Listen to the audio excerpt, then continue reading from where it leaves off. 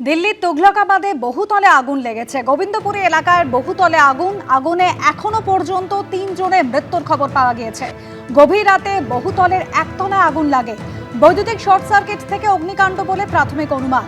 আগুন এবং ধোঁয়ায় বহুতলের মধ্যে আটকে থাকা 8 জনকে উদ্ধার করেছে দমকল। সফদরজং হাসপাতাল এবং এইমসে নিয়ে যাওয়া হলে এদের মধ্যে 3 জনকে মৃত বলে ঘোষণা করেন চিকিৎসকরা। অগ্নিকাণ্ডের সঠিক কারণ জানতে শুরু হয়েছে তদন্ত।